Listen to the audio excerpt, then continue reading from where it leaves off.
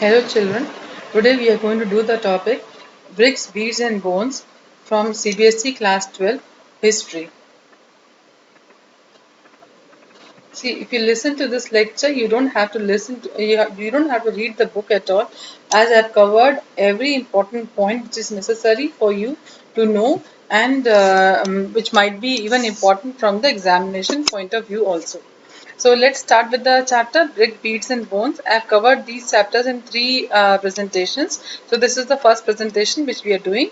So let's start. The Harapan seal is possibly the most distinctive artifact of Harappan or Indus Valley civilization.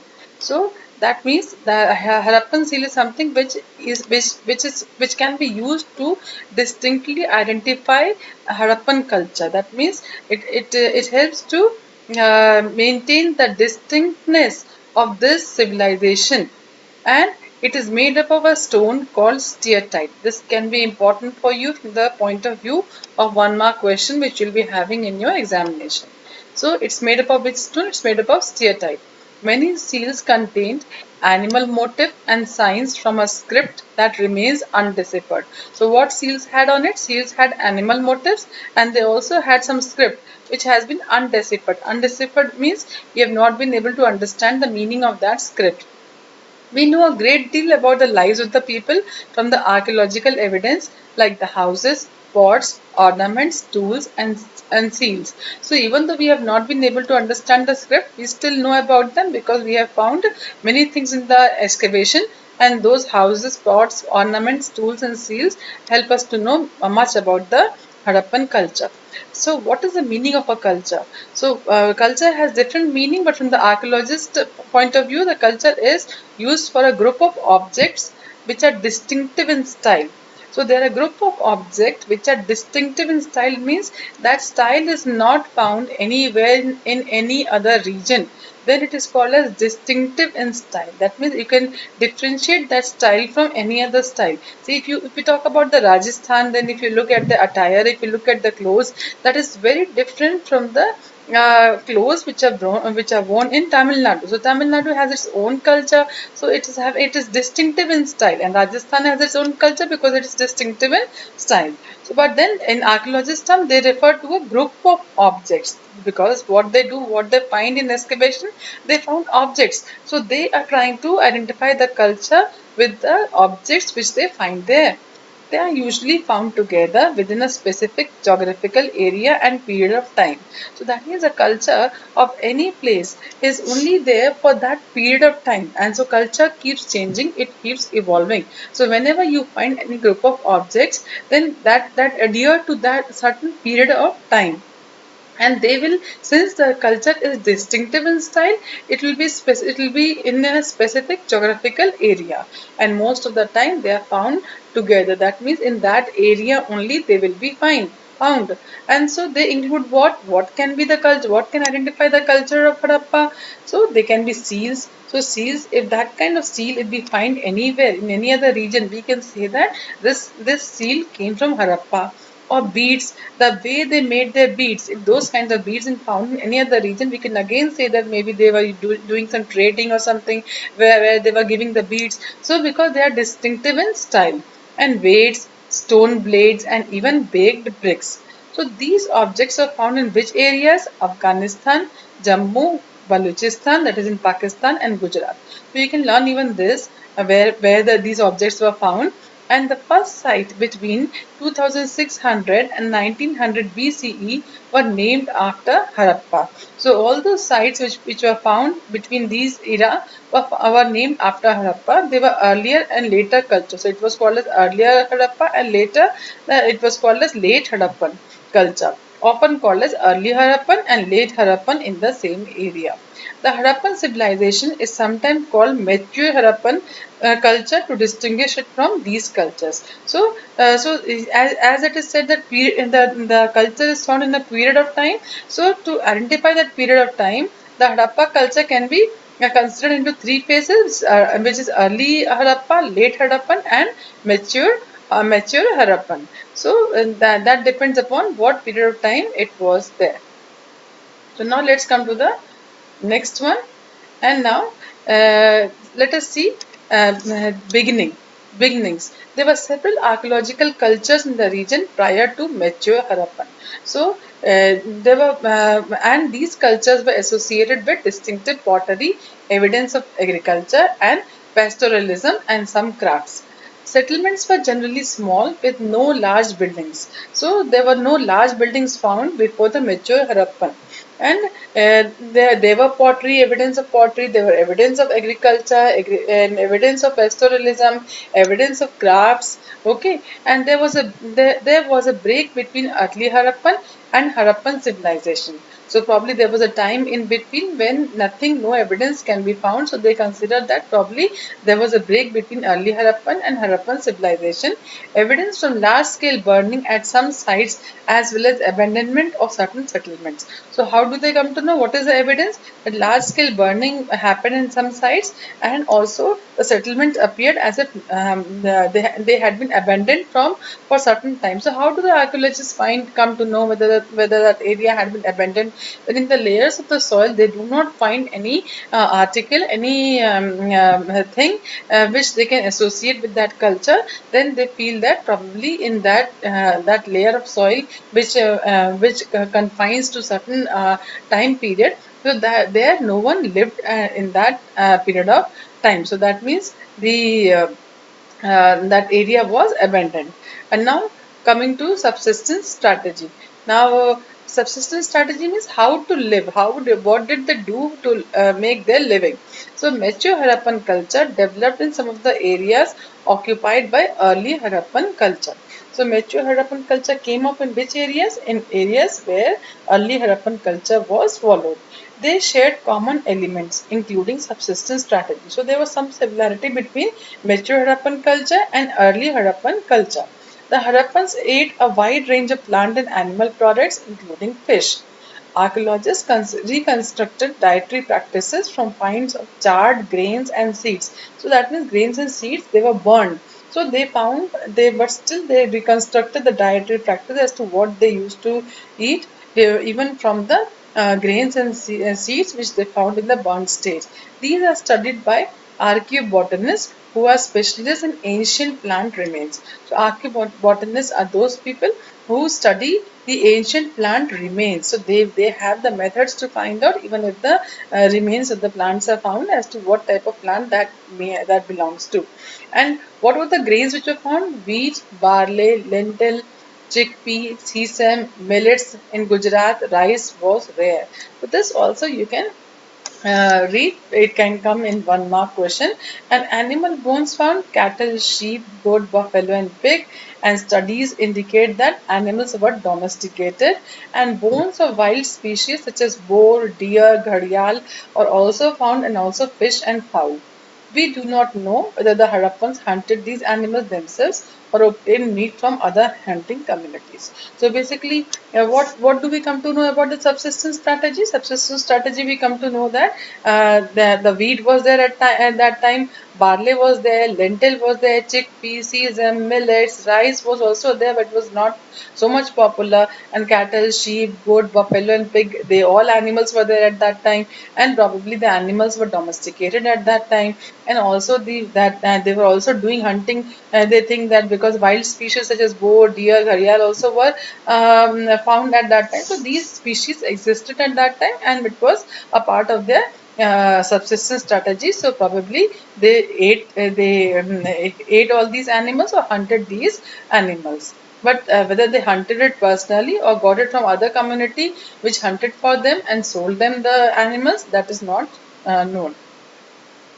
Agricultural technology. Now coming to agriculture, what kind of technology they had.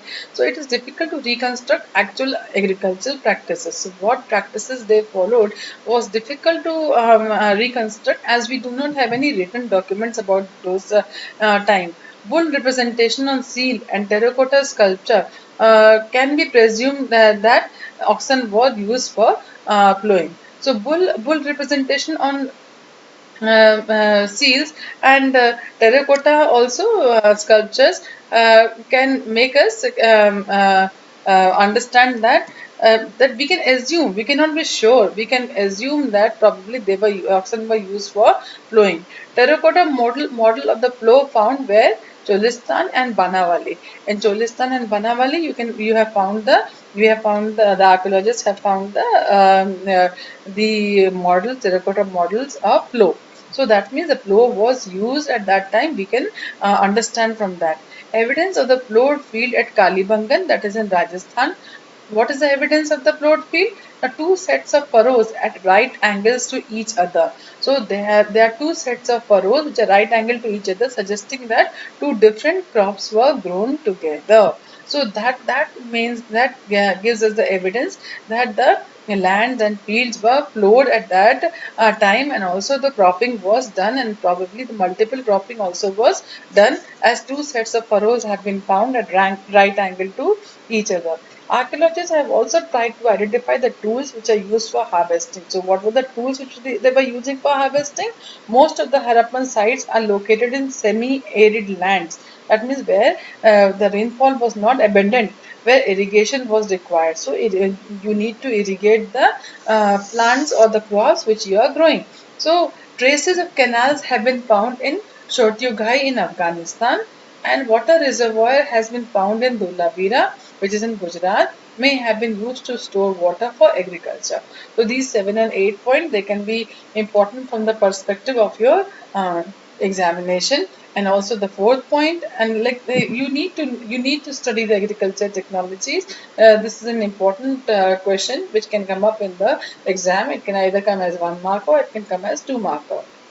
Now, it is considered that Mohenjo-daro is a planned urban center. Now, how do we come to know that the Mohenjo-daro was a planned urban center? The most unique feature of Harappan civilization was the development of urban center. So they had the concept of urban center, rural and urban. So they had that concept of urban even at that time, and it was so long ago.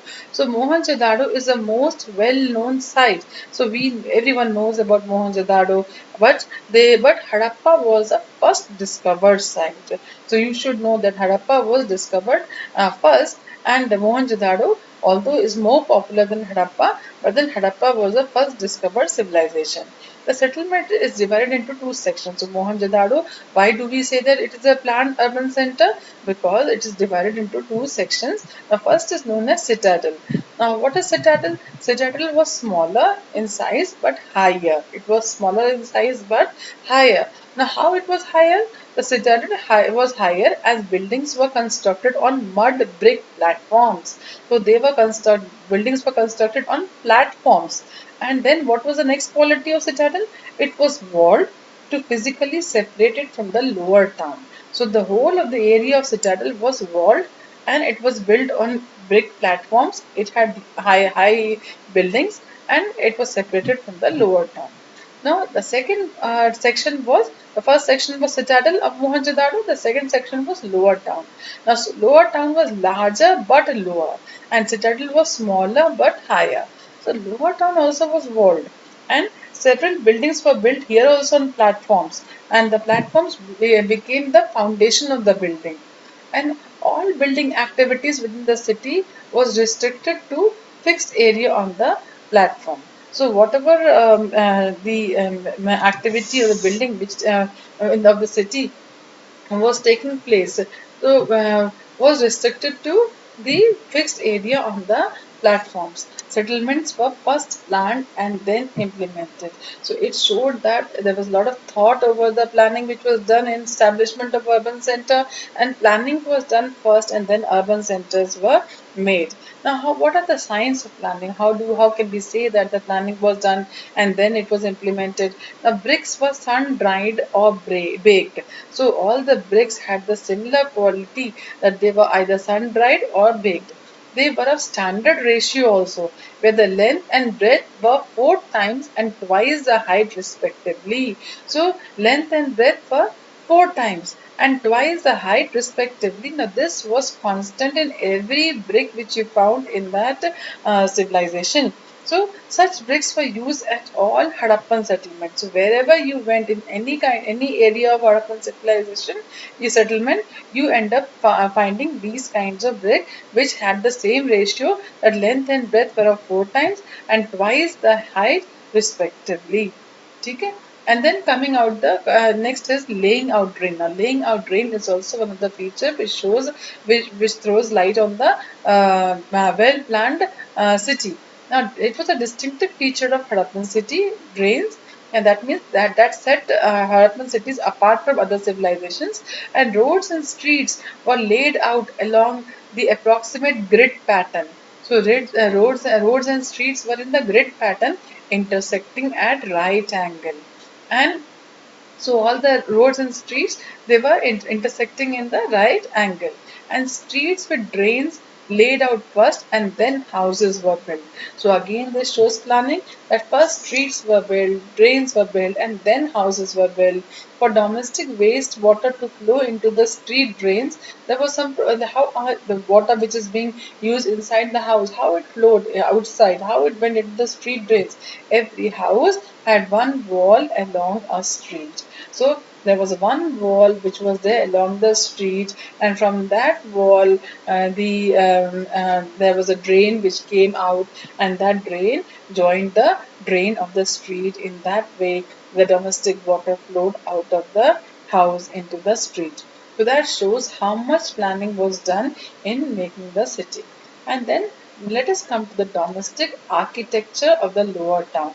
So what is the domestic architecture of the lower town? There are examples. The domestic architecture of the lower town has many examples of the residential building. That means there were many buildings where people lived. Now, what kind of buildings they were? Many were centered on a courtyard with rooms on all sides. So in the center there was a courtyard, there was an open area, and rooms were there on all the sides of the open area. Now courtyard was the center of activities for cooking and weaving. So all the cooking and weaving activity was done in the courtyard. There are no windows in the walls along the ground level. So that was the concern for privacy. So there you can be asked a question, do you think that the people in Harappan civilization were concerned about the privacy? Yes, they were, because in the ground level, whatever rooms were there, they had no windows. They had no windows. The main entrance does not give direct view of the interior or the courtyard.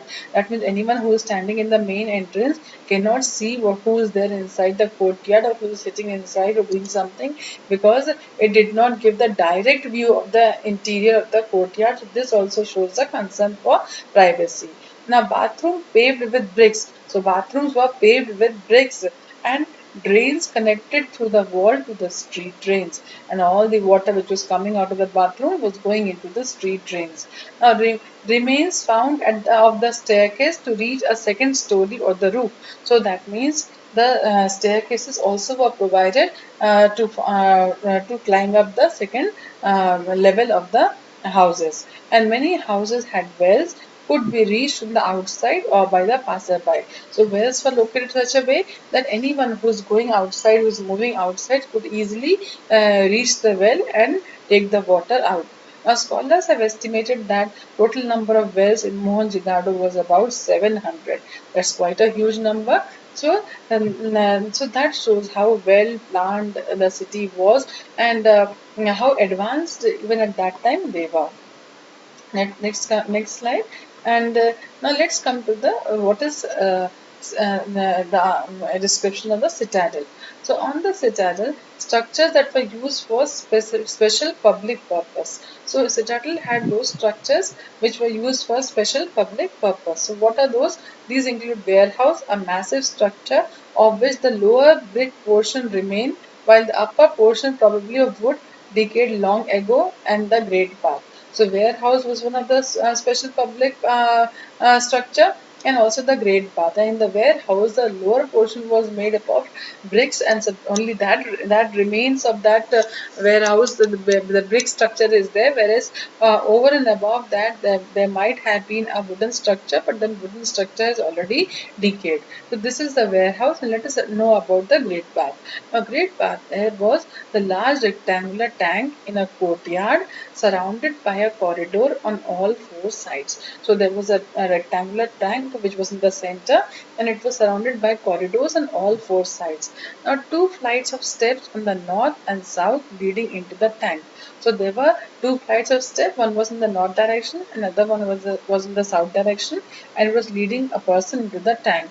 Now, tank was made watertight by setting bricks on the edge and using a mortar or gypsum. So look at the construction quality which they were using. So the tanks were made watertight to avoid the seepage. And how they were made watertight by using a mortar or gypsum, and rooms on three sides, in one of which was a large well. So rooms were there on all the three sides of the tank, and in one of the rooms there was a very large well. The water from the tank followed into a huge drain. Across a lane to the north lay a smaller building with 8 bathrooms, 4 on each side of a corridor, with drains from each bathroom connecting to a drain that ran along the corridor. So when you from the place where on the platform where the great bath was, if you just walk across to the other side, to the north side, then there was again 8. A building which had 8 bathrooms. Now 8 bathrooms were 4 on each side of a corridor, and the water from the bathrooms was connected to the drains which were outside in the corridor. Now use of citadel. What was the use of citadel? Now the uniqueness of the structure as well as the context in which it was found uh, has led scholars to suggest that it was meant for some kind of a special ritual bath. That means just like now we have in in our culture now also we have that people go and take some bath in on the special days, and in those days also probably people had some ritual baths in these tanks, and because archaeologists try to understand the culture of the previous year by going backwards. Now what they think that how are these tanks can be used if it is there in the present era. So in present era people go and take bath on the holy days, probably on the Purnima nights, or some other special lunar or solar days. So they also understand, they also think that probably this also was used for the same purpose. Now let's see the next one. Now tracking social difference. So how did the archaeologists find that there was social difference among the people who were living there? So every time, like every society has social difference. So what were the social difference which were prevalent at that time? Archaeologists generally use certain strategies to find if social or economic difference are among people of a particular culture. So how did they do it? So they studied the burials. So at burials, the dead were generally laid in pits.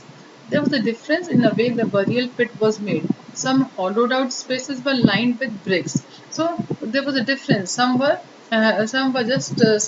were just without the bricks, and some were with bricks. So they thought that probably those with bricks had were the people from the higher level, and those without bricks, the burials were probably people from the lower economic group. So some graves contain pottery and ornaments indicating a belief to use in the afterlife. So jewelry found in burials of both men and women, an ornament consisting of 3 shell rings, a jasper, a kind of a semi-precious stone bead, the jasper bead, and hundreds of micro beads was found near the skull of a male. So jewelry was found, and it was not confined to only men. It was also found in along with the women, and the ornaments consisting of 3 shell rings, and that means rings which were made up of shell, and also a jasper bead which was considered to be a semi-precious stone, and also micro beads. They all were found near the skull of a male, and dead were buried with the copper mirrors. But it appears that the Harappans did not believe in burying precious things with the dead. So they did not believe in burying precious things with the dead. Now, also, so this is how they track the social difference. That is by studying burial, and what these are the differences which they try to see in the burials. The things were buried with the people who died. So, if any precious things were buried with the people who died, it shows that these people belong to a good economic class. If the pits in which they were buried were made up of with a better quality material, then they also signified that people belong to a better economic class. Now looking for luxuries. So they also look for luxuries to see whether there any kind of social difference was there in the society or not. So to identify social differences, study artifacts. By studying artifacts, they come to know whether the social difference is there in the society or not. So archaeologists classify as utilitarian and luxuries. So any material which archaeologists get, they try to identify it into two heads, whether it is a utilitarian and or luxury. Utilitarian means whether it is used in day-to-day life, whether it's used in day-to-day life. If you look at the spoon, so if you find the spoon in present day, if you think the spoon is found even in the lower class people and also higher class people, so that is something which is called utilitarian. But whereas if we talk about the BMW car, so we will try to it will not be found in the lower class people's house. So from that becomes a luxury, that becomes a luxury. So in those era also archaeologists try to find out whether the thing can be considered as utilitarian and luxury. So utilitarian is something which is easy to make and it's also economical. Whereas luxuries, they were the process of making those luxuries was difficult, and it was also required a lot of money to make it. So now next, let's see the next one. Now, what are the utilitarian objects? These are the objects of daily use and made of ordinary materials such as stone or clay. An example: coins, pottery, needles, flesh, rubbers, and they were used for body scrubbers, etc., and usually found distributed throughout the settlement. That means they were found everywhere. It was not confined to any one area. If it was confined to any one area, probably we could have thought that this was the area where people who were rich lived. But it was distributed everywhere, so that means everyone used these things. So they were utilitarian. Now coming to luxuries, the luxuries are rare or made from costly non-local material or with complicated technology. So how do they know it's luxury? It was rare, it was made from the costly material, and they were not the material which was found in that place where they were found, and they were also made with complicated technology. So thus little pots of fines, a material made up of brown sand or silica mixed with color and gum and then fire. So you have to please remember what is the fines, and were probably considered precious because they were difficult to make. So pots which were made up of material, what was the material? Which was a sand or silica, and which was mixed with color and gum, and then it was fired. So that was considered to be a very complex procedure to make, and so that was considered as luxurious. Now, valuable materials are generally concentrated in large settlements like Mohenjo-daro and Harappan. For example, miniature pots of fines perhaps used as perfume bottles and uh, gold. Okay. Now, gold jewelry found at Harappan sites was recovered from the forts. So, gold jewelry also was recovered from the forts. Forts means the place where they were kept as a safe place and were not found later on.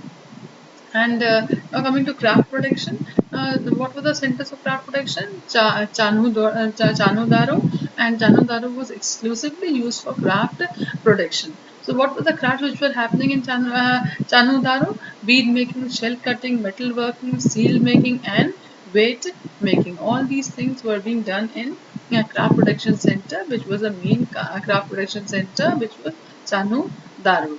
And then what was the material used there? Stones like carnelian, which was a beautiful red color, jasper, crystal, quartz, and steatite. And what were the metals which were used? Metal was copper, bronze, and gold. And shell, faience, and terracotta or burnt clay also was found. Some beads were made up of two or more stones cemented together.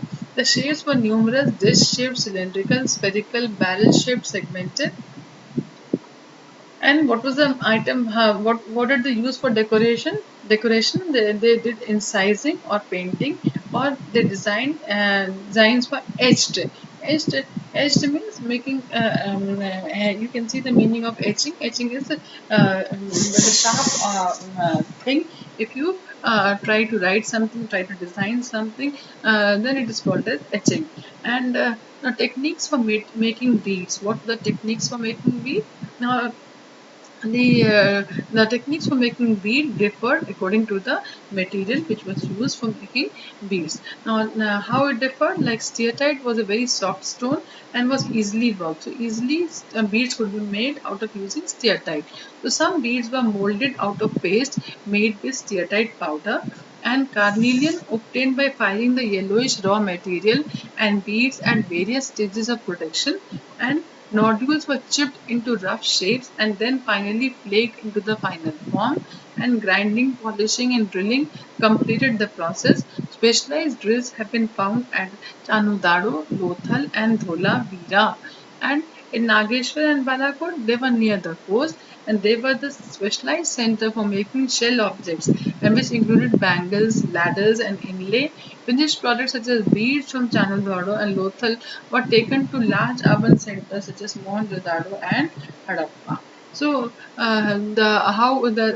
the beads were made up of steatite also. Steatite was very soft stone, and beads could be easily made out of steatite, and some beads were made by using the paste of the steatite powder, and then they were given the shape, and carnelian color was obtained by firing the yellowish raw material and beads at various stages of production, and then the after this was done, then nodules, that small circular nodules were chipped out into the rough shapes, and then after chipping out they were given the final shape of bead, and then they were grinded, they were polished, and they were drilled, and some of the drills have also been found in Chanudadu, Lothal and Dhulavira and Nageshwar. They were near these two were near the coast, and they were specialized center for making shell objects including bangles, ladders and inlays.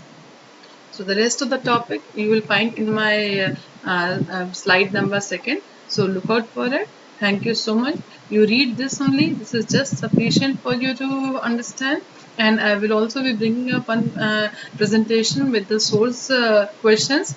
So also go through it. And thank you so much. Please subscribe and to keep the good work going. And also hit the like button if you like, and please recommend it to your friends if you want the things to if you like the chapter and you want it to be taught and continue the listening to me, please subscribe and recommend to your friends.